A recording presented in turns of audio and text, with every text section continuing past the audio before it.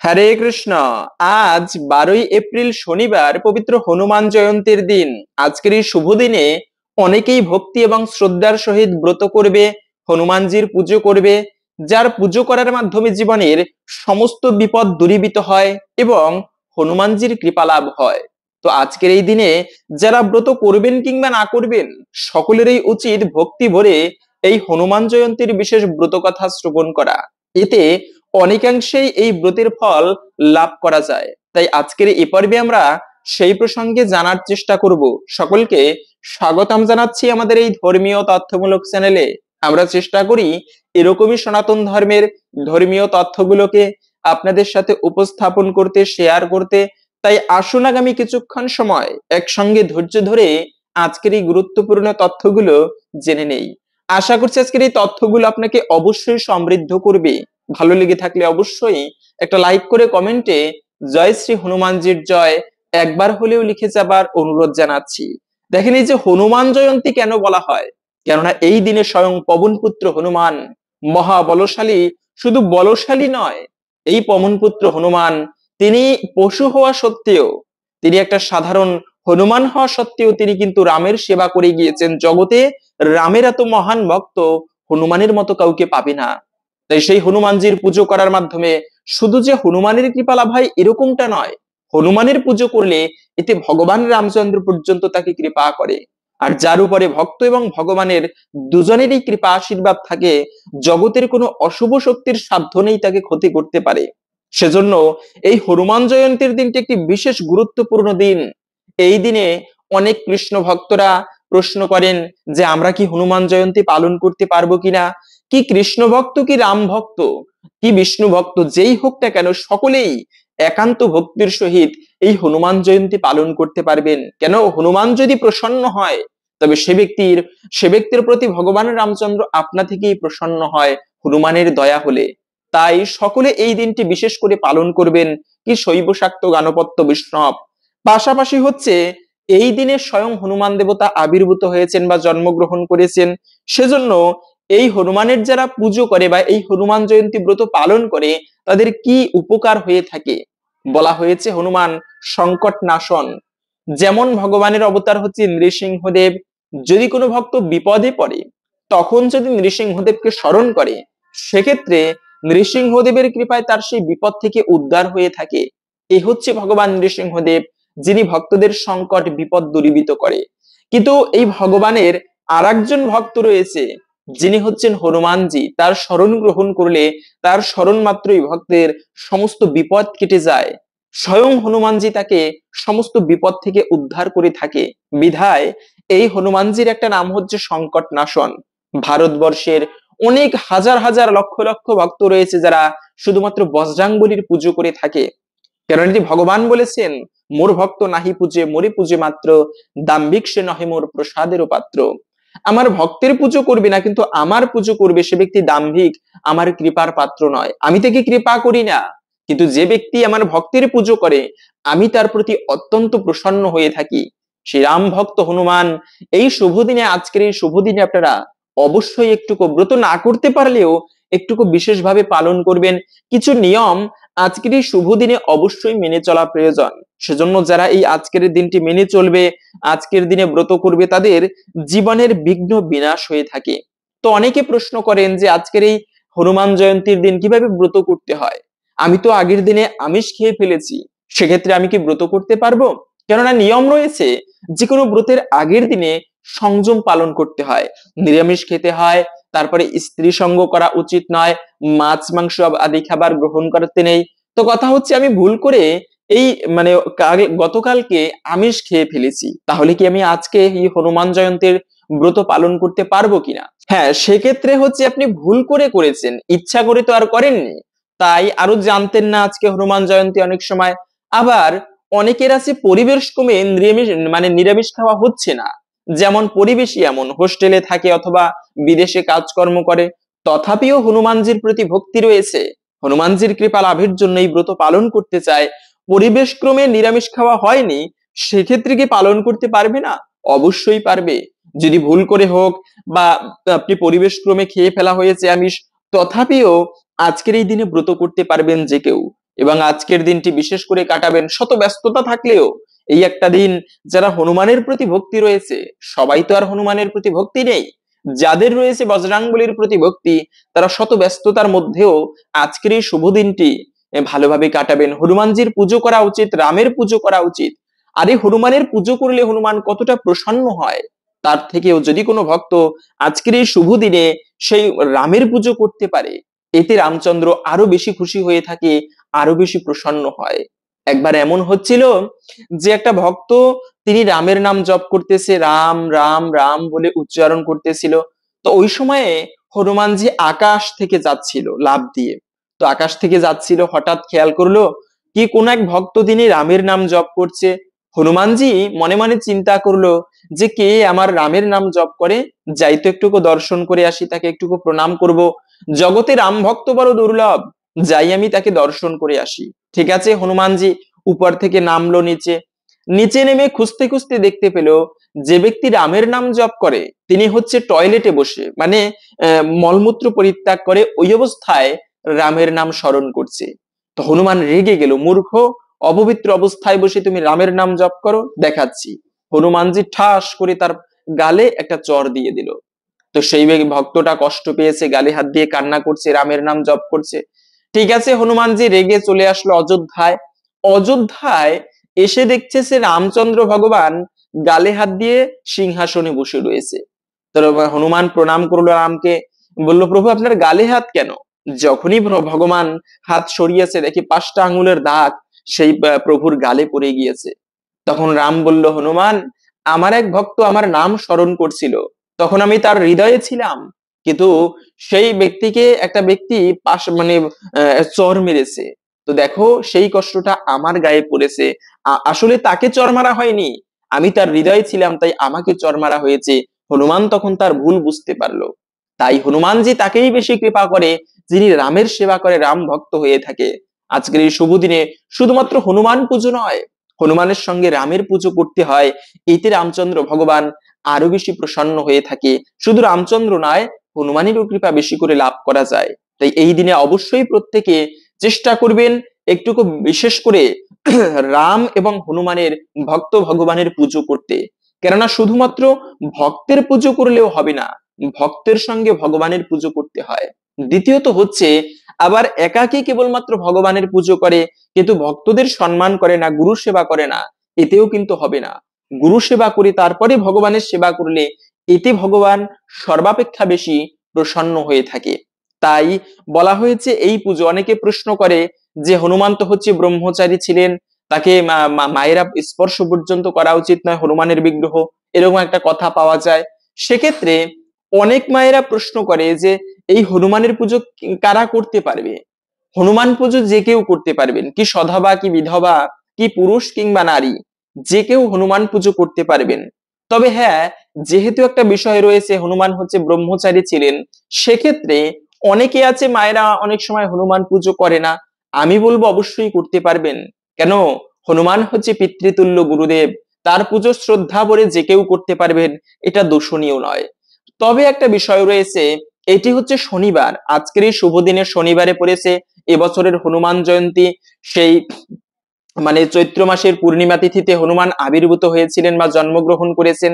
সেক্ষেত্রে যেহেতু শনিবারে পড়েছে, তাই এই হনুমানের পুজো করলে কিন্তু শনির দশা কেটে যায়, শনির দোষ দূরীভূত হয়। কিরকম? তা হচ্ছে যে একবার শনির দৃষ্টি হনুমানের উপরে পড়েছে, আর শনি দেবতার দৃষ্টি যার উপরে পড়ে তার জীবনে কিন্তু সহজে ভালো কিছু হয় না, একটা অশুভ এবং অমঙ্গল লেগেই থাকে। আর এই শনির দশা 12 বছর পর্যন্ত তাকে ভোগ করতে হয়, যার উপরে শনির দৃষ্টি নিক্ষেপ হয়। এবং শনির সাড়ে সাথী রয়েছে, সাড়ে সাথী হলে 2.5 বছর পর্যন্ত এই যন্ত্রণা ভোগ করতে হয় তাকে। এই তো ভালো কিছু হচ্ছে, হঠাৎ একটা পিছু টান আবার পিছনের দিকে টেনে নিয়ে যায়, মানে সহজে তার জীবনে ভালো কিছু হয় না।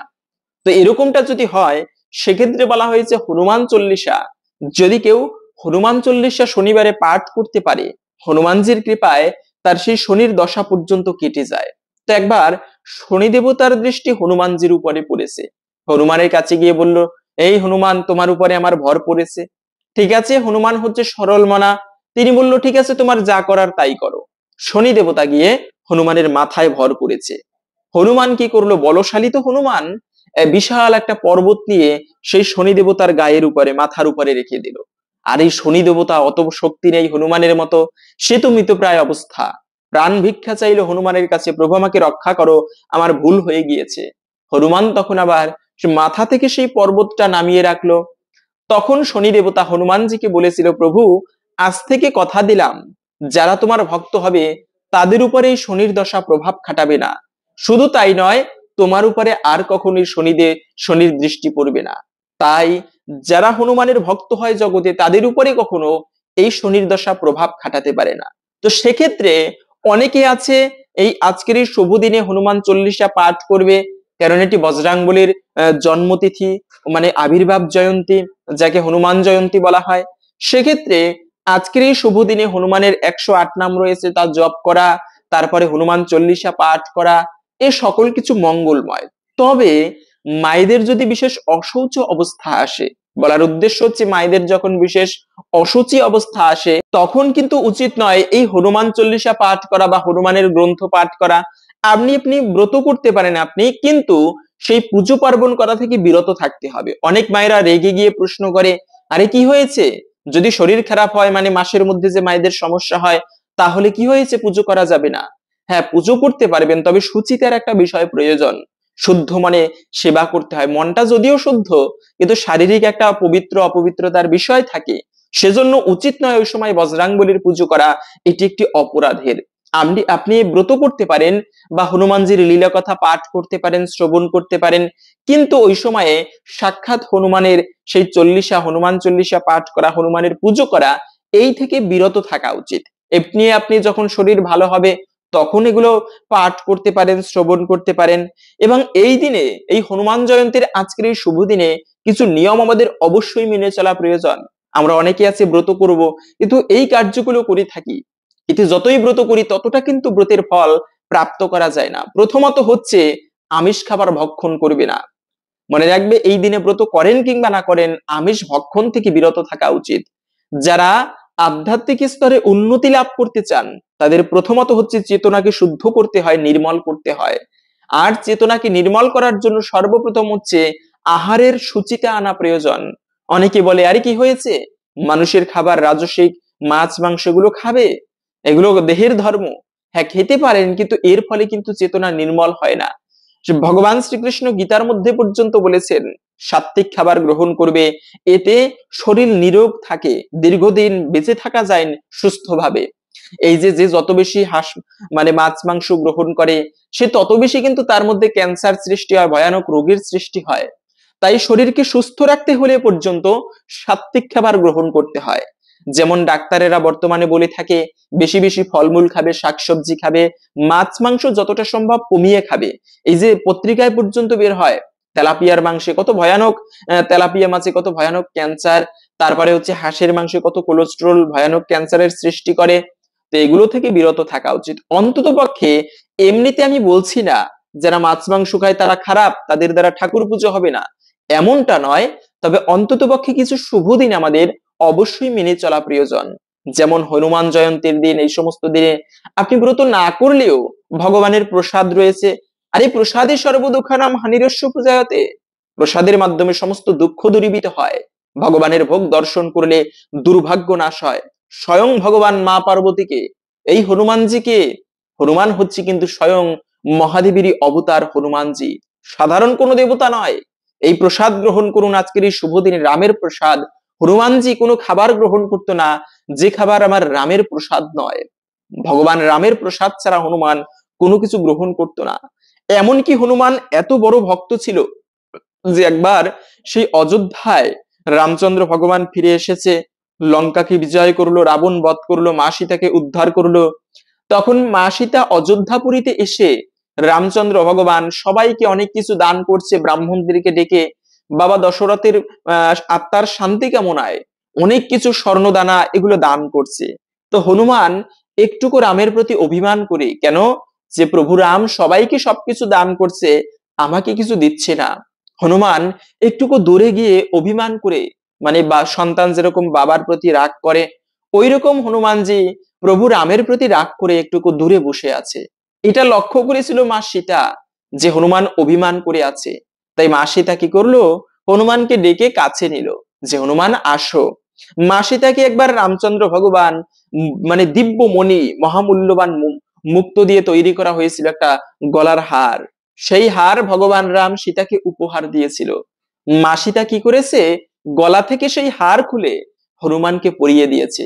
কিন্তু হনুমান হচ্ছে এত বড় ভক্ত রামের, সেই হনুমান কি করলো, সেই মায়ের দেওয়া মহামূল্যবান রত্নখচিত সেই মালা সে কামড়ে কামড়ে নষ্ট করে পুঁথিগুলোকে ফেলে দিচ্ছিল।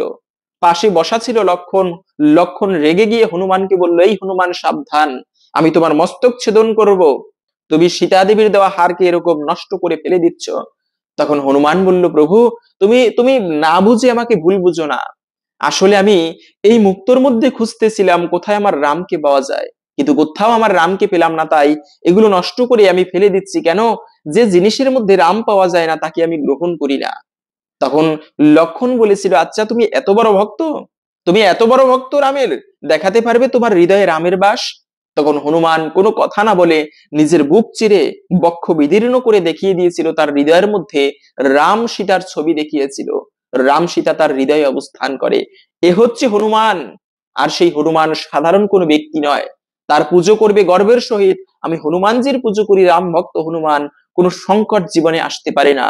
যে ব্যক্তি হনুমানের শরণ নেয়, এমনকি রামের মতো সাধ্য নেই, ভগবান শ্রী রামচন্দ্রের সাধ্য নেই হনুমানের ভক্তদের অনিষ্ট করতে পারে। এরকম একটা কাহিনী পাওয়া যায় একবার, সেই দশরথ রাজার উদ্দেশ্যে বিশাল করে অনুষ্ঠান করা হচ্ছে তার শান্তির কামনায়। রাজ্যের সমস্ত ব্রাহ্মণদেরকে নিমন্ত্রণ করা হলো, সারা রাজ্যের রাজাদের নিমন্ত্রণ করা হয়েছিল সেই রামচন্দ্রের রাজসভায়, বিশাল করে অনুষ্ঠান হচ্ছে। কিন্তু একটা অদ্ভুত বিষয় যে রামচন্দ্র ভগবান, তথাপিও রামের যে সিংহাসন তার উপরে দেওয়া হয়েছে সেই রামের গুরুদেব বিশ্বামিত্র মুনির সিংহাসন। সেই বিশ্বামিত্র মুনি রামেরও উচ্চ আসনে বসা। সবাই গিয়ে প্রথমে বিশ্বামিত্র মুনিকে প্রণাম করে, তারপরে রামচন্দ্রকে প্রণাম করে, এরপরে ঘুরে ঘুরে সবাইকে প্রণাম করে যে যার আসনে বসে পড়ছে। তো এটা নারদ মুনি সহ্য করতে পারেনি। কেন, যেখানে ভগবান তার আসন হবে সর্বাগ্রে, ভগবান হচ্ছে সবার আগে প্রণাম পাবে, সেখানে ভগবানের গুরুদেব বিশ্বামিত্র আগে প্রণাম পাচ্ছে, এটা সেই নারদ মুনি তিনি সহ্য করতে পারেনি। তো ওদিকে রামেরই একজন ভক্ত ছিল সুকান্ত রাজা নামে একজন রাজা। সেই সুকান্ত রাজা দূর থেকে আসতেছিল, নারদ মুনি ডাক দিল, এই সুকান্ত রাজা দাঁড়াও। সুকান্ত রাজা নারদ মুনিকে দেখেই প্রণাম করলো, প্রণাম গুরুজি। বলে, দেখো একটা অদ্ভুত বিষয়, গুরুদেব বলুন, যে রামচন্দ্র ভগবান তিনি ভগবান, তার আসন হবে সর্বাগ্রে সবার উঁচুতে, সেখানে কোথায় তার গুরুদেব বিশ্বামিত্র তার আসন উঁচুতে, সবাই গিয়ে বিশ্বামিত্রকে আগে প্রণাম করে, এটা এটা তো ঠিক নয়। ঠিক আছে, ওই সুকান্ত রাজার একটু মানে বিভ্রান্তি ঘটিয়ে দিল। সুকান্ত রাজাও বলতে লাগলো, না প্রভু এটা তো ঠিক নয়। তাহলে নারদ মুনি বুদ্ধি শিখিয়ে দিল, তুমি একটা কাজ করবে, তুমি গিয়ে আগে এই বিশ্বামিত্রকে প্রণাম করবে না, তুমি আগে ভগবান রামচন্দ্রকে প্রণাম করবে, তারপরে সবাইকে প্রণাম করে সবশেষে তুমি সেই গুরুদেবকে প্রণাম করে বিশ্বামিত্রকে প্রণাম করে তোমার আসনে বসে পড়বে। ঠিক আছে, সুকান্ত রাজা নারদের কথা মতো প্রথমে গিয়ে রামকে প্রণাম করলো, ঘুরে ঘুরে সবশেষে বিশ্বামিত্র মুনিকে প্রণাম করলো। এটা তো বিশ্বামিত্র মুনি সহ্য করতে পারলো না, তিনি রেগে গিয়ে সে রামচন্দ্রকে বলল, রাম আমি আগামীকালকে সূর্যাস্তের পূর্বে এই সুকান্ত রাজার মস্তক আমার হাতে চাই। রামচন্দ্র ভগবান অবাক, যে কেন, সুকান্ত রাজা আমার তো মহান ভক্ত, কিন্তু গুরু আজ্ঞা লঙ্ঘন করতে পারবে না, তাহলে একটা অপরাধ। এটি আবার খেয়াল করেছিল সুকান্ত রাজা যে আগামীকালকে সূর্যাস্তের পূর্বে আমার মস্তক সেই বিশ্বামিত্র মুনি রামকে আদেশ দিয়েছে তার হাতে চায়। তখন সুকান্ত রাজা প্রাণের ভয়, জগতে কার না রয়েছে, সুকান্ত রাজা আবার নারদ মুনির চরণে গিয়ে পড়লো, যে প্রভু আপনি আমাকে বুদ্ধি দিয়েছেন, এখন তো আমার প্রাণ যায়, কেন কি হয়েছে? রামচন্দ্র আগামীকালকে আমার সূর্যোদয়ের পূর্বে আমার মস্তক সেই বিশ্বামিত্র মুনির হাতে দিতে হবে, এমনটাই বিশ্বামিত্রের আদেশ।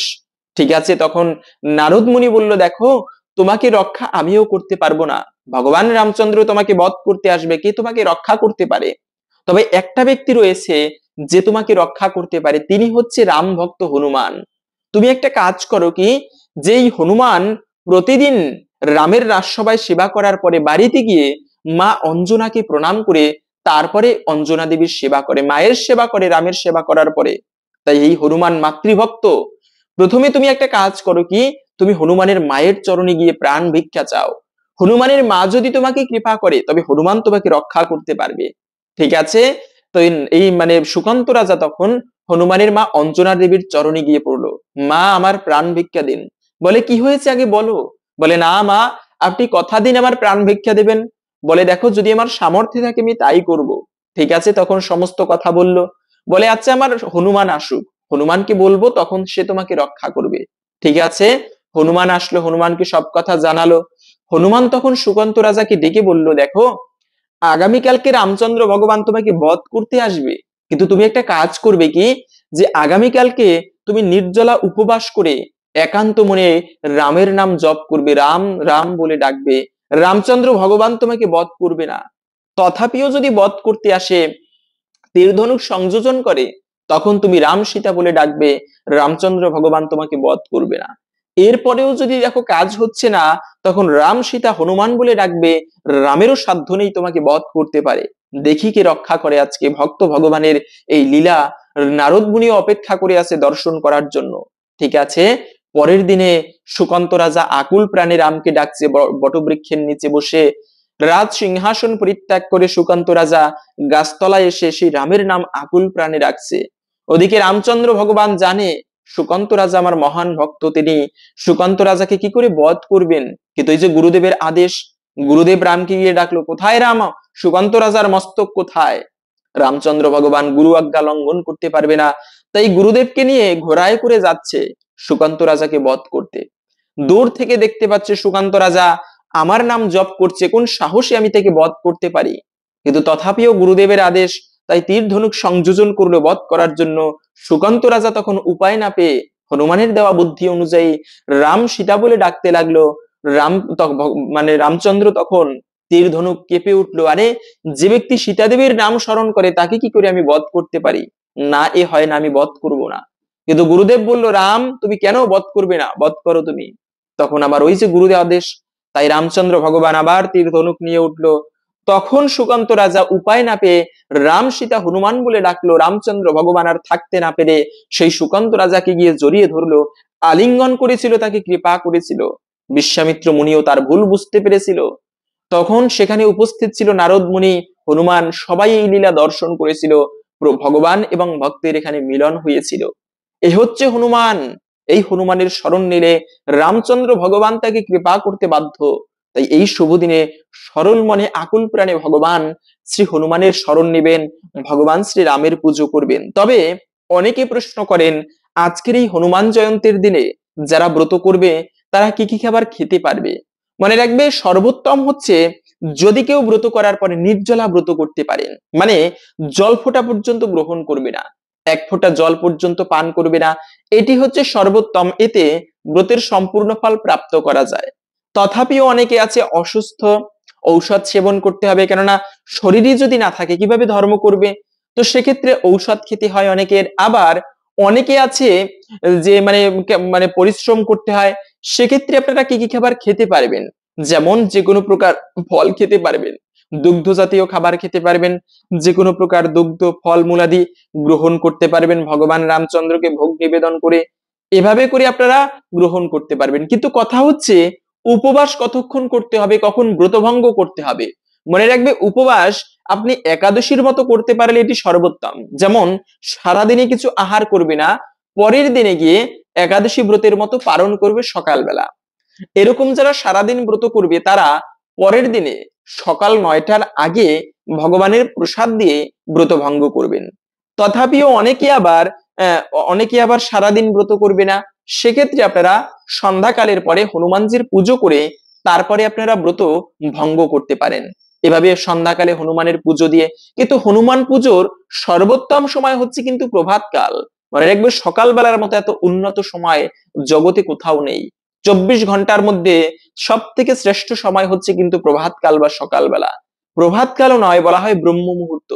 এই ব্রহ্ম মুহূর্ত সময়টা হচ্ছে সূর্যোদয়ের 1 ঘন্টা 36 মিনিট পূর্বে। সবার এই সময় ঘুম থেকে ওঠা উচিত, সাধনা করা উচিত ইষ্ট দেবতার। তবে ওই সময় অনেকেও ঘুম থেকে উঠতে পারে না, সেক্ষেত্রে চেষ্টা করবেন সকালবেলা এই হনুমানজির পুজো করতে। এটি আদর্শ সময়। সকালবেলা যদি না পারেন তাহলে বিকালে, না হলে সন্ধ্যাকালে আপনারা পুজো করে তারপরে হনুমানজির ভোগ নিবেদন করে সেই প্রসাদ গ্রহণ করে আপনারা এই ব্রত ভঙ্গ করতে পারেন। এভাবে ব্রত ভঙ্গ করবেন। তবে এই শুভ দিনে কিন্তু মনে রাখবে, কখনো ভুলেও যতই ব্রত করি না কেন, যত ধর্ম কাজ করি, কিন্তু মিথ্যা কথা বলবে না, অপশব্দ প্রয়োগ করবে না। এর ফলে কিন্তু ব্রতের সম্পূর্ণ ফল প্রাপ্ত করা যায় না। যতই ব্রত করি হনুমানজির কৃপা ততটা লাভ করা যায় না। মনে রাখবে, সত্যের উপরে ধর্ম নেই, মিথ্যার উপরে পাপ নেই। সত্যবাদিতা গুণ এটি ধারণ করা উচিত, মিথ্যা এর উপরে কোনো পাপ নেই। তাই যে যুধিষ্ঠির মহারাজ সত্যবাদী যুধিষ্ঠির ধর্ম বলে ইতিহাসে পাওয়া যায়, এক আর যুধিষ্ঠির মহারাজ সশরীরে স্বর্গে গমন করেছিলেন। তাই এটা কি জন্য? তার ধর্মবল। তিনি ধর্ম থেকে কিঞ্চিত মাত্র বিচ্যুত হননি। এত ঝড় গিয়েছে তাদের জীবনী থেকে, যুধিষ্ঠির মহারাজ কিন্তু তার ধর্ম পরিত্যাগ করেননি। সেই যুধিষ্ঠির মহারাজ, তিনি একবার ভুল করেছিল কি, সেই যুদ্ধক্ষেত্রে বসে শুধুমাত্র এই কথা বলেছিল যে অশ্বত্থামা হত ইতি গজ। মিথ্যা বলেনি, কিন্তু তথাপিও উদ্দেশ্য ছিল গুরুদেবকে ভুল বোঝানো। এর ফলে এই যুধিষ্ঠির মহারাজের রথ মাটির উপর দিয়ে চলতো, শূন্যের উপর দিয়ে চলতো তার পুণ্যের ধর্ম বলে। কিন্তু যখনই বলেছে অশ্বত্থামা হত ইতি গজ, সাথে সাথে যুধিষ্ঠিরের রথ মাটি স্পর্শ করেছিল। তাই কখনো মিথ্যা কথা বলা উচিত নয়, অপশব্দ প্রয়োগ করা উচিত নয়। এর ফলে যতই ব্রত করি ততটা কিন্তু, যদি বাক্যকে সংযত করা না যায়, ততটা কিন্তু ব্রতের ফল লাভ করা যাবে না। এবং এই দিনে আপনারা মনস্কামনা পূরণের জন্য খুবই সুন্দর একটি উপায় রয়েছে। অনেকে রয়েছে বিভিন্ন মনস্কামনা থাকে, বিভিন্ন মনোবাসনা, যে প্রভু আমার বাবা অসুস্থ রয়েছে তাকে ভালো করে দাও, অথবা আমার একটা সন্তান হলে আমি তোমার এই করব, মানে অনেক সময় বিভিন্ন রকম মনস্কামনা থাকে। সেক্ষেত্রে মনোবাসনা পূরণের জন্য এই হনুমান জয়ন্তীর দিন শনিবার একটা গুরুত্বপূর্ণ দিন। এই দিনে আপনারা ব্রত না করলেও এই কার্যটি করবেন। তা হচ্ছে 21টি অশ্বত্থ পাতা অথবা 21টি বট পাতা, এগুলো আপনারা সংগ্রহ করবেন। 21টি অশ্বত্থ পাতা হলেও হবে, না হলে 21টি বট পাতা হলেও হবে। সেক্ষেত্রে 21টি বট পাতা বা অশ্বত্থ পাতা নিয়ে লাল সিঁদুরে আপনারা সেখানে লিখবেন জয় শ্রীরাম। জয় শ্রীরাম ভগবান নাম, রামচন্দ্রের নামটি লিখে 21টি পাতায় এপাশ ওপাশ লিখে তারপরে সেই পাতা দিয়ে সুন্দর একটা মালা গাঁথবেন। মালা গেঁথে 21টির বেশি হলে আরো ভালো, কমপক্ষে 21টি দিবেন। তারপরে সেই মালা আপনি হনুমানজির গলায় অর্পণ করবেন। হনুমানজির গলায় নিবেদন করে এরপরে যদি আপনার কোনো মনস্কামনা থাকে, সেই মনোবাসনার কথা হনুমানজিকে জানাবেন। এতে একটুকু হলেও প্রভু হনুমানের কৃপায় আপনার সেই মনস্কামনা সিদ্ধ হয়ে থাকে বা পূরণ হয়ে থাকে। এটি অনেক ভক্তরাই হনুমানজির এই জন্ম জয়ন্তীর দিনে এই কার্যটি করে থাকে। তো এতে অনেকাংশেই হনুমানজির কৃপায় জীবনের মনস্কামনা পূর্ণ হয়ে থাকে। এবং হনুমানজি কিন্তু এই চৈত্র মাসের পূর্ণিমা তিথিতে আবির্ভূত হয়েছিল। সেজন্য আমরা এখন জেনে নিচ্ছি এই পূর্ণিমা তিথি কতক্ষণ থেকে কতক্ষণ থাকবে। পূর্ণিমা শুরু হয়েছে মূলত গতকালকে 11ই এপ্রিল শুক্রবার রাত 3টা 13 মিনিট থেকে, থাকবে মূলত আজকে 12ই এপ্রিল শনিবার রাত 5টা 5 মিনিট পর্যন্ত। এই সময়টুকুর মধ্যে এই সেই চৈত্র পূর্ণিমা তিথি থাকবে। তাই এই দিনে উদয়া তিথি মানে আজকে 12ই এপ্রিল শনিবার এই হনুমান জয়ন্তী পালন করতে হবে। এবং এই দিনে আপনারা অবশ্যই চেষ্টা করবেন হনুমানজিকে, যেমন হনুমান লাড্ডু পছন্দ করে, আর এই হনুমানের কৃপা লাভের জন্য কত উপায় রয়েছে। তার প্রিয় ফল, যেমন হনুমানজি ফল খেতে পছন্দ করে, এটি গরমের সিজন, তাই একটি সুমিষ্ট যে রসালো ফল আম্র ফল হনুমানকে ভোগ দিতে পারেন। তারপরে হচ্ছে আপনি লাড্ডু ভোগ দিতে পারেন, এটি খুবই শুভ, হনুমানজি পছন্দ করে এগুলো। আর হনুমানের প্রসন্নতার জন্য যে কার্যই করা হোক না কেন, সেটি হচ্ছে পুজো করা। এতে হনুমান অত্যন্ত প্রসন্ন হয়ে থাকে। এই সময় আপনি হনুমানকে প্রিয় ফল, যেমন হনুমানের লাড্ডু খুবই প্রিয়, এটি হনুমানকে ভোগ নিবেদন করতে পারেন। এবং অবশ্যই আপনারা এই দিনে ব্রত করতে না পারলেও চেষ্টা করবেন হনুমানজির জন্ম কাহিনী শ্রবণ করতে। এই হনুমানজির ব্রত কথা শ্রবণ করে একটা পুষ্প, যেমন লাল ফুল হনুমানের প্রিয়, এই লাল ফুল হনুমানজিকে অর্পণ করতে। কেননা সনাতন ধর্মের নববিধা ভক্তির প্রথমত হচ্ছে শ্রবণ করা, শ্রবণম মঙ্গলম, শ্রবণ করলে মঙ্গল সাধিত হয়। তাই এই শুভ দিনে চেষ্টা করবেন, ব্রত করেন কিংবা না করেন, হনুমানজির ব্রত কথা শ্রবণ করে কিছু পুষ্প সেই হনুমানের চরণে নিবেদন করতে। এর ফলে অনেকাংশেই এই ব্রতের ফল প্রাপ্ত করা যায়। এবং অবশ্যই আপনারা এই দিনে হনুমানের মন্ত্র জপ করবেন, তা হচ্ছে ওম শ্রী হনুমতে নমঃ, ওম শ্রী হনুমতে নমঃ, ওম শ্রী হনুমতে নমঃ। তো এখন আসুন ধৈর্য ধরে এই হনুমানজির বিশেষ ব্রত কথা শ্রবণ করি। হনুমানজি কিভাবে আবির্ভূত হয়েছিল এবং তিনি এই জগতে কি কি অদ্ভুত কার্য করেছেন। আসুন এখন একান্ত ভক্তির সহিত এই হনুমানজির সেই হনুমান জয়ন্তীর বিশেষ ব্রত কথা শ্রবণ করি। এতে অনেকাংশেই হনুমানজির বিশেষ কৃপা লাভ করা সম্ভব। শুরু করছি হনুমান জয়ন্তীর ব্রত কথা। পবন দেবতার ঔরসে অঞ্জনা কেশরী নামক বানরের স্ত্রী বানরীর গর্ভে এই হনুমান জন্মগ্রহণ করেন। একবার অঞ্জনার রূপে মুগ্ধ হয়ে পবন দেবতা তাকে আলিঙ্গন করেন। এতে অঞ্জনা ক্ষুব্ধ হয়ে পবন দেবতাকে তিরস্কার করলে পবন দেবতা তাকে জানান যে তিনি অঞ্জনার সাথে মনে মনে মিলিত হয়েছেন, তারপরেও এই মিলন থেকে এক পরাক্রান্ত পুত্রের জন্ম হবে। একটা গুহার মধ্যে হনুমানকে প্রসব করেন। এই হনুমান জয়ন্তী উপলক্ষে কাশীধামে প্রতি বছর এই তিথিতে মেলার অনুষ্ঠিত হয়ে থাকে। প্রসবের পর অঞ্জনা ক্ষুধার্ত হয়ে বনে ফল আনতে গেলে হনুমান ভোরের সূর্যকে ফল মনে করে খাবারের জন্য লাফ দিয়ে বহু শত যোজন অতিক্রম করেন। এই সময়ে পবন দেবতা বাতাসকে শীতল করে দেন। শিশু বিবেচনায় সূর্য তাকে দগ্ধ করা থেকে বিরত থাকেন। সেই দিনই রাহু সূর্যকে গ্রাস করার জন্য অগ্রসর হলে হনুমান সূর্যকে ত্যাগ করে রাহুকে গ্রাস করতে উদ্যত হন। রাহু ভয় পেয়ে ইন্দ্রের শরণাপন্ন হন। এরপর ইন্দ্র রাহুকে সাথে করে ঐরাবতে চড়ে সূর্যের কাছে উপস্থিত হন। এবার হনুমান ঐরাবতকে গ্রাস করতে উদ্যত হলে ইন্দ্র বজ্র দ্বারা হনুমানকে আঘাত করেন। ফলে তার হনুর হাড় ভেঙে যায় এবং ইনি পর্বত শিখরে পতিত হয়ে মৃত্যুবরণ করেন। পুত্রের এই দশা দেখে পবন পর্বত গুহায় প্রবেশ করে পুত্রের জন্য বিলাপ করতে থাকেন। ফলে বাতাসের অভাবে সমগ্র চরাচরে বিপর্যয়ের সৃষ্টি হয়। তখন সকল দেবতা ব্রহ্মার শরণাপন্ন হলে ব্রহ্মা পবনের কাছে উপস্থিত হয়ে হনুমানকে পুনর্জীবিত করেন। পবন খুশি হয়ে আবার বাতাস প্রবাহিত করেন। এই শিশুর হনু বজ্রের আঘাতে ভেঙেছিল বলে এর নাম রাখা হয় হনুমান। এরপর বিভিন্ন দেবতা হনুমানকে বিবিধ প্রকার বর প্রদান করেন। ইন্দ্র বর দেন যে বজ্রে তার মৃত্যু হবে না এবং তার ইচ্ছা মৃত্যু হবে। সূর্য তার শতাংশ তেজ দান করেন। ব্রহ্মা বলেন হনুমান ব্রহ্মজ্ঞ ও চিরঞ্জীবী হবেন এবং সকল ব্রহ্মশাপের অবদ্ধ হবেন। মহাদেব ও বিশ্বকর্মা বলেন ইনি তাদের সকল অস্ত্রের অবদ্ধ হবেন। এছাড়াও অন্যান্য দেবতাগণ বিবিধ প্রকার বর প্রদান করেন। এরপর শিশু হনুমান বিভিন্ন ঋষিদের আশ্রমে উপদ্রব শুরু করলে ঋষিদের অভিশাপে ইনি দীর্ঘদিন তার নিজের ক্ষমতা সম্পর্কে বিস্মৃত হয়ে থাকেন। হনুমান কর্তৃক সাগর লঙ্ঘনের পূর্বে জাম্ববান হনুমানকে তার ক্ষমতা সম্পর্কে অবহিত করেছিলেন। এরপর থেকে হনুমান তার ক্ষমতা সম্পর্কে আর কখনো বিস্মৃত হননি। রাবণ সীতাকে অপহরণ করলে সীতার খোঁজে রাম লক্ষণ কিষ্কিন্ধায় উপস্থিত হন।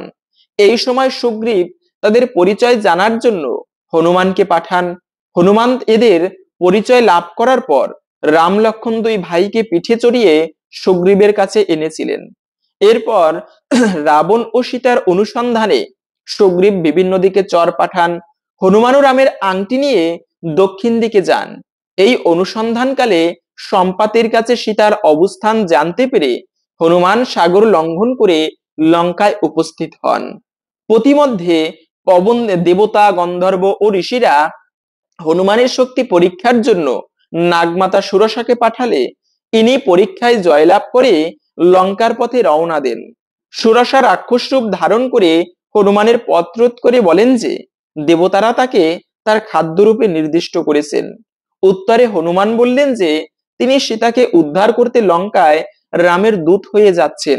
মা সীতার সংবাদ প্রভু রামকে দিয়ে তিনি সুরসার মুখে প্রবেশ করবেন। এরপর সুরসা বললেন যে কেউই আমাকে অতিক্রম করে যেতে পারবে না, এই বর তিনি লাভ করেছেন। এরপর হনুমানকে মুখে প্রবেশ করার কথা বলে তার মুখ প্রসারিত করলেন। প্রথমে হনুমান তার দেহকে 10 যোজন বিস্তৃত করলে সুরসাও তার মুখ 10 যোজন বিস্তৃত করলেন। এরপর সুরসা 20 যোজন মুখ বিস্তৃত করলে হনুমান 30 যোজন বৃদ্ধি প্রাপ্ত হলেন। এইভাবে দুইজনেই আয়তন ক্রমেই বৃদ্ধি হওয়ার সময় হনুমান হঠাৎ করে নিজেকে অঙ্গুষ্ঠ পরিমাণ আকৃতি ধারণ করলেন। পরে সুরসার মুখে প্রবেশ করে আবার বেরিয়ে এলেন। এরপর সুরসা নিজ মূর্তি ধারণ করে হনুমানকে আশীর্বাদ করেন। পথে সিংহিকা নামক এক রাক্ষসীর সাথে তার সাক্ষাৎ হয়। এই রাক্ষসী জীবের ছায়া আকর্ষণ করে তাকে আহার করত। হনুমানের ছায়া আকর্ষণ করে তাকে আহার করার জন্য উদ্যোগ নিলে হনুমান প্রথমে তার শরীর বৃদ্ধি করেন। সেই কারণে সিংহিকাও তার মুখ বিস্তার করতে হয়। পরে হনুমান হঠাৎ করে তার শরীর সংকুচিত করে সিংহিকার শরীরে প্রবেশ করেন এবং তার হৃৎপিণ্ড ছিন্ন করে তাকে হত্যা করেন। লঙ্কায় প্রবেশ করে হনুমান তার দেহ বিড়ালের মতো ছোট করে মা সীতাকে খুঁজতে থাকেন এবং শেষ পর্যন্ত অশোক বনে মা সীতার সন্ধান পান। এরপর হনুমান সীতাকে রামের আংটি দেখিয়ে আশ্বস্ত করেন। এর প্রতিদানে সীতা তাকে চূড়ামণি প্রদান করেন এবং রামের বিশ্বাস উৎপাদনের জন্য সীতা তাকে তার মাথার মণি প্রদান করেন। ফেরার সময়ে ইনি অশোক বন ধ্বংস করেন। তাকে ধরার জন্য রাবণ 5 সেনাপতি ও পুত্র অক্ষয় কুমারের অধীনে এক বিশাল সেনাবাহিনী প্রেরণ করেন। এই যুদ্ধে হনুমান অক্ষয় কুমার সহ সকলকেই হত্যা করেন। এই সময় রাবণের নাতি জাম্বুবালিও নিহত হয়। এরপর রাবণ তার শ্রেষ্ঠ পুত্র ইন্দ্রজিৎকে প্রেরণ করেন। ইন্দ্রজিৎ হনুমানের উদ্দেশ্যে ব্রহ্মাস্ত্র প্রয়োগ করলে ব্রহ্মার সম্মানার্থে ও রাবণের সাক্ষাৎ লাভের আশায় ব্রহ্মাস্ত্রের বন্ধন স্বীকার করেন। বন্দী অবস্থায় রাবণের সামনে তাকে উপস্থিত করা হলে হনুমান সীতাকে অপহরণের জন্য রাবণকে তিরস্কার করেন। ক্ষিপ্ত রাবণ তাকে হত্যা করতে উদ্যত হলে বিভীষণের অনুরোধে এই হত্যাকাণ্ড থেকে রাবণ নিজেকে বিরত রাখেন। কিন্তু এর পরিবর্তে রাবণ হনুমানের লেজে আগুন লাগানোর আদেশ দেন। রাক্ষসীরা এই আদেশ অনুসারে হনুমানের লেজে আগুন লাগিয়ে ছেড়ে দিলে হনুমান লাফিয়ে লাফিয়ে লেজের আগুন দ্বারা সমস্ত লঙ্কা নগরীতে আগুন ধরিয়ে দেন। এই সময় সীতার প্রার্থনায় হনুমান লেজের আগুন থেকে রক্ষা পান। লঙ্কায় অগ্নিকাণ্ড ঘটানোর পর হনুমান সমুদ্রে লেজের আগুন নিভিয়ে পুনরায় সাগর লঙ্ঘন করে ফিরে আসেন এবং প্রভু রামকে সকল বিষয় জানান। লঙ্কা যুদ্ধের সময় ইনি এককভাবে অসীম বীরত্ব প্রদর্শন করেন। তার হাতে ধূম্রাক্ষ, অকল্পন, দেবান্তক, ত্রিশিরা, নিকুম্ভ নামক রাক্ষস সেনাপতি নিহত হয়। ইন্দ্রজিৎ বধের সময়ে হনুমান লক্ষণের বাহন হয়েছিলেন। রাবণের নিক্ষিপ্ত শক্তিশালের আঘাতে লক্ষণ মৃতপ্রায় হলে সুসেনের পরামর্শে বিশল্য করালি নামক ঔষধি আনার জন্য গন্ধমাদন পর্বতে যান। বিবিধ গাছপালার মধ্যে ইনি এই গাছটি খুঁজে না পেয়ে পুরো পর্বত তুলে আনেন। পরে এখান থেকে সঠিক গাছটি নিয়ে লক্ষণকে জীবিত করা হয়। যুদ্ধ শেষে হনুমান সীতার কাছে রাবণের সংবাদ দেন এবং মা সীতাকে প্রভু রামের কাছে পৌঁছে দেন। অযোধ্যায় রাম, লক্ষণ ও সীতা ফিরে আসার সময়ে রাম হনুমানকে নন্দীগ্রামে ভরতের মনোভাব জানার জন্য পাঠিয়েছিলেন। অযোধ্যা থেকে ফেরার সময় রাম তার শরীরের সমস্ত অলংকার হনুমানকে প্রদান করেন। সেই সাথে রাম হনুমানকে বর দেন যে যতদিন পৃথিবী থাকবে ততদিন হনুমানও জীবিত থাকবেন। দাপর যুগে ভীম যখন দ্রৌপদীর অনুরোধে পদ্ম সংগ্রহের জন্য ভুল করে মানুষের অগম্য স্বর্গপথে রওনা দেন, তখন হনুমান তার পথ রোধ করে বসেছিলেন। উল্লেখ্য, ভীমও ছিলেন কিন্তু পবন দেবতার পুত্র। সে কারণে হনুমান ছিলেন ভীমের বড় ভাই। ভীম হনুমানকে পথ ছেড়ে দিতে বললে হনুমান তাতে রাজি হলেন না। ভীম তার অগ্রজকে চিনতে না পেরে আপসালন করতে থাকলে হনুমান তার লেজ বিছিয়ে দিয়ে বললেন, তুমি এই লেজ সরিয়ে তোমার গন্তব্যে যাও। এরপর ভীম বহু চেষ্টা করেও উক্ত লেজ সরাতে অক্ষম হলে হনুমান তার পরিচয় দেন। এরপর ভীম তার অগ্রজের কাছে ক্ষমা প্রার্থনা করে কুরুক্ষেত্রের যুদ্ধে এই হনুমান আড়ালে থেকে ভীমকে সাহায্য করেছিলেন। এই ছিল মূলত বীরত্ব হনুমানের জীবন কাহিনী।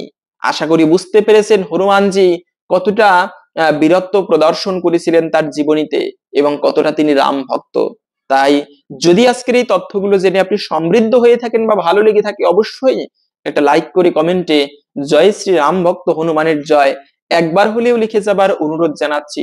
সংকট নাশন হনুমানের কৃপায় সকলের জীবনের অমঙ্গল দূরীভূত হোক এই কামনা করে আজকের ভিডিওটি এখানে সমাপ্ত করছি। হরে কৃষ্ণ।